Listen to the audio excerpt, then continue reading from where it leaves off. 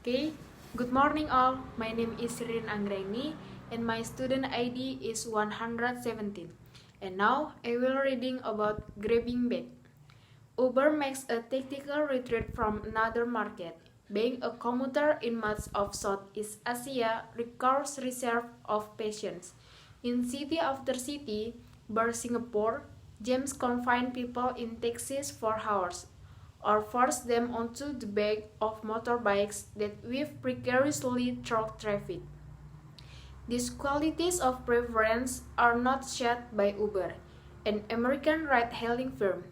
This week it announced that after 5 years and $700 million of investment in the region, it would be selling its business there to Grab, a Malaysian startup based in Singapore. Southeast Asia is not known for giving birth to Silicon Valley beating tech companies, says Ming Ma, Grab's president. This acquisition shows that this is changing, he boasts. Under the terms of the deal, Uber will take a 70,000.5% stake in Grab, which is valued at $6 billion. The deal makes Grab, which started in 2012, after its two co-founders met a Harvard Business School, the dominant ride-sharing app in a market of 634 million people. It operates in 191 cities across 8 countries and will now hoover up customers of Uber, who have 2 weeks to make the switch to the local service. For Uber, cracking the market was always going to be a struggle. With the exception of Singapore, most rides in the region are astonishingly cheap, particularly if perched on the back of a motorbike. In order to stay competitive, Uber has had to burn through cash. Local companies such as Grab and an Indonesian competitor, Gojek, which is valued at around $5 billion. Also, over more than just ride-hailing service, Indonesian users of Gojek can order food, massage, and manicures at the touch of the app. GrabPay provides mobile payment service, particularly useful for a region where an estimated two-thirds of people are unbanked.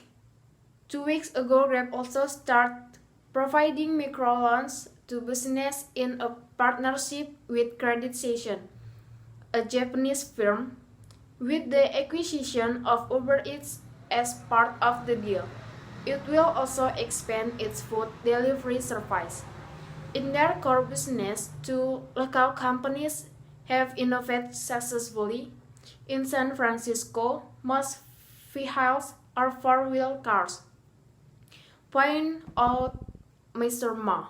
By contrast, most of Grab's fleet consists of two-wheeled motorbikes and drivers wearing green helmets. In Cambodia, three-wheeled tuk-tuks also chug along, ready to be hailed through a smartphone. In Jakarta, the Indonesian capital, where motorbikes can outnumber people, the company also introduced a new kind of payment system.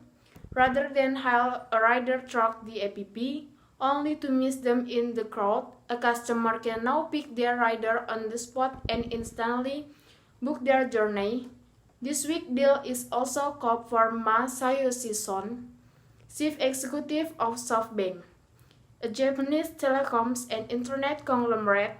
In January, his SoftBank Vision Fund, with $93 billion to spend, closed a deal to take a 15% stake in Uber.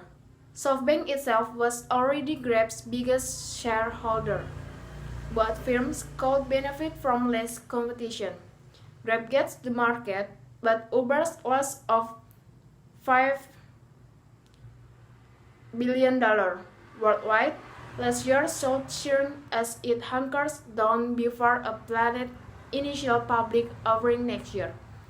Mr. Sun aims eventually to ensure that none of the many ride-hailing firms in which SoftBank holds stake with money fighting each other.